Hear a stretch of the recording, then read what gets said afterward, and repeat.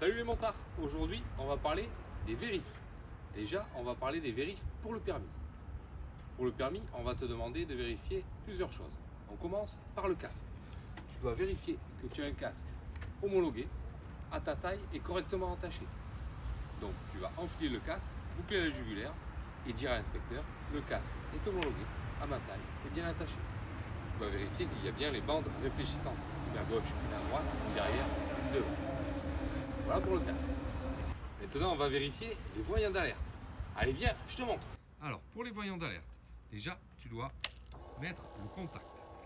Et on doit vérifier que ce témoin d'alerte, le voyant rouge, ça c'est un voyant de pression d'huile, il doit s'éteindre. Attention, il doit s'éteindre quand tu démarres le moteur. Ne dis pas mon voyant est éteint, là, il n'est pas éteint. Démarre bien ton moteur. Comme ça. Et là, tu vois bien que ton voyant d'alerte est éteint. Le feu de croisement. Alors pour le feu de croisement, tu mets ton contact, tu mets ta main devant le feu et tu dis: le feu de croisement fonctionne. Les rétroviseurs. Pour vérifier les rétroviseurs, tu vas monter sur ta moto, bien sûr tu seras équipé, et tu vas regarder tes rétroviseurs, les régler si besoin et dire: j'ai réglé mes rétroviseurs. Tout simplement. En plus de tout ça, c'est optionnel et quelques inspecteurs vont te le demander. Normalement, c'est pas dans le guide de l'évaluateur, c'est pas grave, peut-être que l'inspecteur va en attendre un peu plus. À ce moment-là, tu peux lui parler des gants et lui dire que tu as des gants homologués à ta taille et correctement attachés.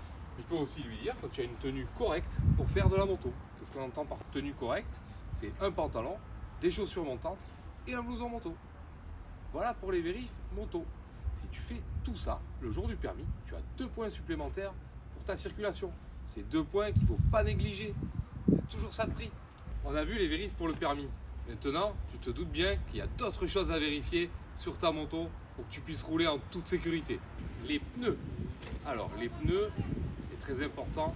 C'est ce qui va faire le contact entre ta moto et le sol. Ça te permet d'avoir une bonne adhérence et de rouler en toute sécurité. Plusieurs choses à vérifier sur ton pneu. Déjà, la pression. La pression des pneus. Tu peux avoir entre 2 bars et 2 bars 5 à l'avant et entre 2,4 et 2,9 à l'arrière. Ça dépend des pneus. Généralement, ce sont des indications que tu peux retrouver sur tes pneus. Sur le flanc du pneu, tu peux retrouver notamment le sens de rotation du pneu, la dimension du pneu. Il faudra mettre les mêmes pneus si tu as besoin de changer. Et parfois, tu peux retrouver la pression du pneu. Tu as aussi des dates de péremption sur tes pneus.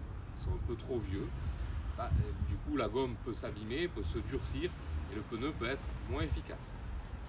On va regarder aussi l'usure de ton pneu. Pour regarder l'usure du pneu, c'est très facile. Il y a ce qu'on appelle un témoin d'usure. Le témoin d'usure, c'est ce petit truc-là, qui est dans la rainure du pneumatique. Ici, on en voit un, ici, on en voit un autre. Quand la bande de roulement, c'est cette partie-là, va arriver à la hauteur de ton témoin d'usure, il va falloir que tu changes ton pneu. Les pneus, c'est important pour la tenue de route, pour la qualité du freinage, c'est essentiel pour ton confort et ta sécurité. Tu te doutes bien que des pneus en mauvais état ou mal gonflés, ça va être très dangereux. Les freins, il faut pouvoir y compter dessus. C'est essentiel de t'assurer qu'ils fonctionnent correctement. Alors, les plaquettes de frein. Les plaquettes de frein, elles sont ici. Tu vois, ici on a 2 plaquettes qui viennent appuyer contre le disque et c'est ce qui fait ralentir ta moto. Comment ça se présente une plaquette de frein? Regarde, c'est comme ça. Cette partie-là qui vient frotter ici contre le disque et du coup, cette partie va s'user. D'accord? Et c'est ça qui va ralentir ta moto. Tu vois qu'ici, tu as des petits témoins. Quand tu vois que la plaquette est mangée jusqu'à la fin de ce petit trait, c'est qu'il faut changer la plaquette. En regardant ici, tu vas voir cette partie métallique qui est là, ici, et là, la garniture de ta plaquette de frein. Tu vois que là, on a encore de la marge, on est bon. Sur le frein arrière, on a regardé les plaquettes de frein, on peut regarder l'état du disque. Il n'est pas abîmé, tout va bien. Ici, on a le liquide de frein. Tu mets ta moto droite sur terrain plat et le liquide doit être entre le minimum et le maximum. Voilà pour ton liquide de frein. Les plaquettes de frein avant, c'est la même chose, à part que tu as 2 étriers. Donc, il faudra regarder les plaquettes de frein des 2 côtés. Tu as 2 disques et 2 étriers. Même principe, c'est la même chose que ça, avec la garniture qui va s'user. Il faut que tu viennes voir là, la partie qui est entre le disque et la plaquette, ce qu'on appelle la garniture, qu'il y en reste suffisamment. Et ce, bien les deux côtés, sur tes deux disques de frein. L'ABS, cette petite couronne dentée, c'est ce qui va permettre à l'ABS de fonctionner. Donc il faut que tu regardes qu'il n'y ait pas de petits cailloux à l'intérieur, qu'elle ne soit pas abîmée. Les freins, c'est essentiel pour ta sécurité. Changer des plaquettes, c'est assez facile. Tu peux t'amuser à le faire toi-même si tu es un peu bricoleur. Sinon, tu vas chez ton mécano. La transmission. Alors, tu as trois types de transmission.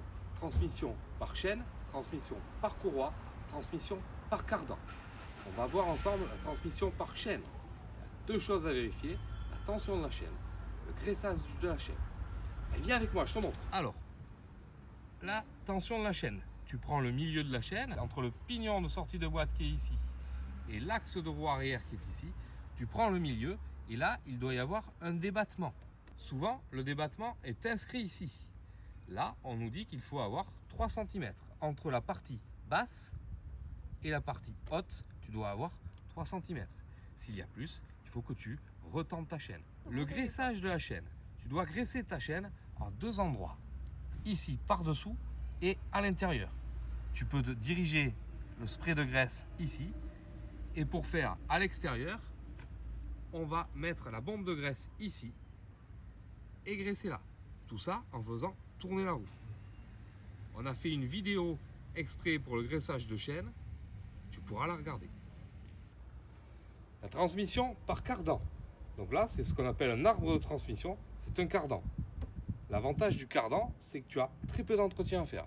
Tu as juste une vidange à faire de l'huile du cardan selon les préconisations constructeurs. Tous les 10 000, tous les 20 000. Sinon, aucun entretien. Et la dernière, la transmission par courroie. Tu vas retrouver ça sur des grosses motos, principalement des Harley. Tu as aussi très peu d'entretien à faire. Il faut juste penser à changer la courroie au bon moment. Les feux. En moto, on est difficilement visible. Donc avoir des feux qui fonctionnent, c'est important pour ta sécurité. En moto, le feu de croisement est obligatoire le jour. Ça a été rendu obligatoire il y a déjà pas mal d'années. C'était une très bonne idée, ça permettait de différencier les motos des voitures. Donc on était un peu plus visible grâce à ça. Malheureusement, depuis quelques temps, les feux diurnes des voitures sont apparus. Et du coup, l'avancée qu'il y a eu, eh bien, on est revenu en arrière. Puisque tout le monde a des feux, on est moins visible et moins détectable par rapport à une voiture. Donc on peut nous confondre. Les feux, pour bien voir, il faut aussi qu'ils soient propres. Donc tu vas vérifier ton feu de croisement, tes feux de position qui sont ici, ton feu de croisement, et que l'optique soit bien propre. En moto, on n'a qu'un feu. Pour bien y voir dans les virages, c'est plus compliqué. Surtout que le guidon bouge. Ensuite, tu vas vérifier bien sûr tes clignotants, qu'à l'avant droit et qu'à l'avant gauche, ils fonctionnent correctement. On va voir les feux de derrière. Bien, feu arrière. Pareil, tes clignotants. Gauche, droit, il fonctionne. Ton feu de position arrière. Il faut que tu vérifies aussi ton feu de stop. Il faut qu'il fonctionne correctement quand tu actionnes ton frein avant, mais aussi quand tu actionnes ton frein arrière. Très important pour prévenir les gens que tu freines. Ça peut t'éviter des surprises. On va vérifier aussi que les voyants des feux fonctionnent sur le tableau de bord. Voyant clignotant gauche, voyant clignotant droit et voyant du feu de route. Les niveaux. Le niveau d'huile et le niveau de liquide de refroidissement. Alors, tu as craqué ton PEL pour acheter ta moto, ce serait dommage de ne pas vérifier ton niveau d'huile et ton liquide de refroidissement. Si tu roules sans huile, tu vas serrer ton moteur et là, c'est plus 6 mois où tu vas manger des pâtes, mais c'est pendant 2 ans. Alors, pour regarder le niveau d'huile, on regarde que le niveau ici d'huile soit bien entre le minimum et le maximum. Tu dois faire ça moteur froid sur terrain plat. Un autre type de niveau d'huile, c'est comme sur ta voiture. Tu as une petite jauge avec un minimum, un maximum. Tu viens essuyer, tu viens retremper idéalement moto droite et tu ressors et tu regardes que ce soit bien entre le minimum et le maximum. Si jamais il manque de l'huile, tu ouvres ici. Tu tu mets ton petit entonnoir et tu viens rajouter un peu d'huile. Le liquide de refroidissement, comme le niveau d'huile, tu as un minimum, un maximum à vérifier régulièrement, qu'il soit bien entre les deux. La direction, il faut vérifier qu'il n'y ait pas de point dur dans ta direction. Des points durs, ça pourrait être quoi? Ça pourrait être un roulement à billes qui est cassé. Donc pour vérifier ça, on va basculer la moto sur la béquille latérale, tu la mets en équilibre et là tu vas tourner ton guidon de gauche à droite et vérifier si tu ne sens pas de point dur. Pourquoi on le fait roue avant délestée? C'est parce que le frottement du pneu au sol t'empêcherait de bien sentir s'il y a des points durs. Là, on ne sentirait pas bien. Les roulements, ils vont être dans ta direction. Il va y en avoir un en haut, un en bas. Ce qui va te permettre de tourner ta direction plus facilement. Voilà pour ta direction. Ton embrayage, il va falloir que tu regardes deux choses. Qu'il y ait bien une garde d'environ 1 cm et que ton câble soit en bon état, qu'il ne soit pas effiloché. La garde, c'est cette partie-là. Quand tu débrayes et que tu commences à sentir que c'est un peu dur, tu ne bouges plus ta main. Et entre la partie noire et la partie métallisée, il doit y avoir à peu près 1 cm. Ensuite, tu débrayes à fond et tu regardes que le câble ne s'abîme pas, il n'est pas effiloché. Il faut regarder à l'autre extrémité du côté du moteur. Ici, tu regardes que le câble est en bon état. Ta moto, c'est ton bébé, je sais que tu vas y faire attention et tu vas faire attention à toi aussi. Donc ces vérifs, fais-les régulièrement, au moins une fois par mois. La pression des pneus, le niveau d'huile, c'est au moins une fois par mois. Le graissage de la chaîne, c'est tous les 500 km. Tout ça, ça te permettra de conserver ta moto en bon état et d'être plus en sécurité. Si tu as des questions, laisse-les en commentaire. Si tu as aimé la vidéo, like la vidéo et abonne-toi. Si tu veux que je traite d'autres sujets, laisse-les dans les commentaires. Plus il y aura de commentaires, plus on fera les sujets qui t'intéressent. Allez, salut les motards!